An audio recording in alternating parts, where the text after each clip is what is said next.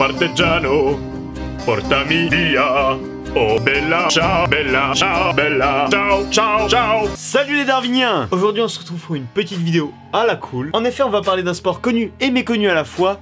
Sport que... Coïncidence je pratique. Nous allons faire les 16 choses à savoir sur le bowling. Je fais du bowling dans un club, évidemment que ça va différer entre moi et vous qui faites du bowling en tant que loisir. Donc pour vous repérer je vais mettre ce smiley quand je parle de bowling en club. De choses que vous n'avez probablement jamais vu, sauf si vous avez vu des compètes de bowling. Allez c'est parti.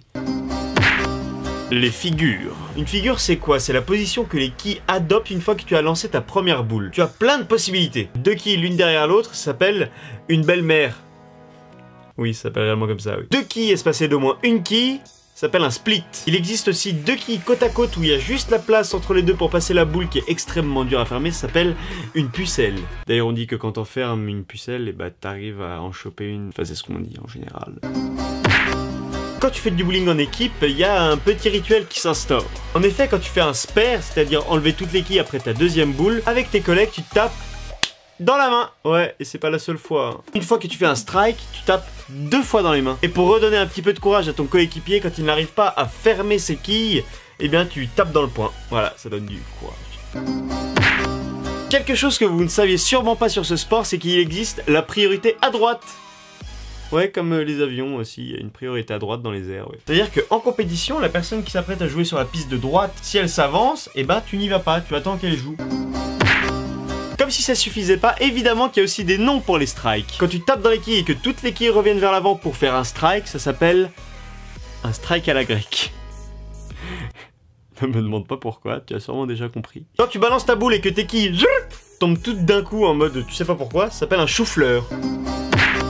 Toujours dans la compétition, vous avez peut-être pu apercevoir des gens qui avaient ceci. Alors beaucoup de mes amis se demandent à chaque fois qu'ils voient ça si je me suis fait une entorse, j'ai une tendinite. Non, tout va bien. C'est-à-dire que ce poignet me maintient la main afin que je ne puisse pas casser le poignet. C'est comme ça s'appelle. C'est-à-dire que casser le poignet en fait c'est ça. Ça peut donner un mouvement aléatoire à ta boule. Donc le fait d'avoir ce poignet, ça permet d'avoir une meilleure précision sur le lancer de ta boule. Le score max est un alignement de 12 strikes à la suite et ça donne un total de 300. Soldats, quel est votre métier? Vous avez sûrement pu remarquer la petite ligne dessinée en noir juste devant la piste. Si vous franchissez cette ligne, ça va marquer un petit faute sur le tableau. Ça va enlever les quilles que vous avez fait et vous n'aurez plus qu'une boule pour finir votre frame. Une frame c'est quoi? C'est un coup pour jouer, égale 2 boules, grand maximum. Et pour compléter le sujet d'avant, évidemment si tu franchis la ligne, tu vas te retrouver sur la piste et sur la piste il y a quoi? De l'huile. Et les gens le savaient peut-être pas. C'est ce qui permet à ta boule de glisser et ça peut adopter des tactiques toutes particulières. Et pourquoi? Car il y a plusieurs formes de huilage. En effet, ça peut être bizarre dit comme ça, mais il y a des huilages en pointe et des huilages en cône. Il y a plein de sortes de huilages différents qui font que ta boule ne réagira pas forcément pareil.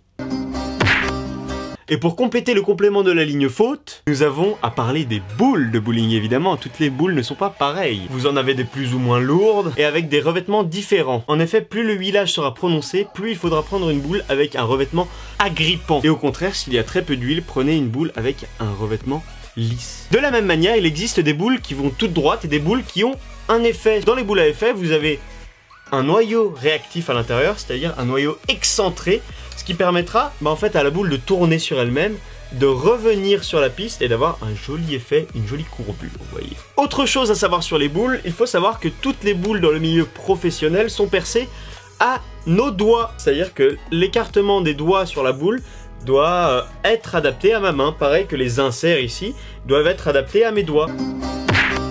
Et pour finir une bonne fois pour toutes sur les boules, vous vous demandez peut-être sûrement à quoi ça sert le numéro sur la boule quand vous en prenez une dans un bowling. C'est ni plus ni moins que le poids de la boule en livres, parce qu'évidemment le bowling est un sport américain. Et ça va du numéro 6 à 16. La plus grosse hantise des gens quand ils vont au bowling, c'est savoir les chaussures dégueulasses que vous mettez. Alors nous dans le milieu professionnel, évidemment qu'on a notre matériel, on a des poignets, on a des boules, on a un sac pour transporter tout ça et évidemment on a nos propres chaussures. Et ouais les gars, moi je peux me la péter, j'ai des chaussures de bowling qui sont encore potables. Vous vous dites sûrement que des quilles c'est ultra résistant, qu'il doit y avoir un matériau super spécial à l'intérieur pour que ça résiste à des boules qui tapent et tapent et tapent toute la journée. Bah non, c'est ni plus ni moins que du bois à l'intérieur. du bois avec évidemment un revêtement plastique par-dessus pour protéger le tout. De même que la ligne faute, vous vous demandez sûrement à quoi servent les flèches sur la piste. Quel est donc ce mystère? Eh bien c'est pareil pour le milieu professionnel, évidemment, nous avons des repères spéciaux, c'est-à-dire que on ne se place pas au départ n'importe où, on ne lance pas notre boule n'importe où pour qu'au final ça fasse strike. Évidemment qu'on a tout un rituel dans la tête. Du coup en fait les flèches c'est un repère, un point de repère pour lancer notre boule afin d'être le plus régulier possible et d'envoyer notre boule sur le même point pour qu'au final elle arrive toujours au même endroit et qu'elle fasse de très jolis strikes, tu as compris.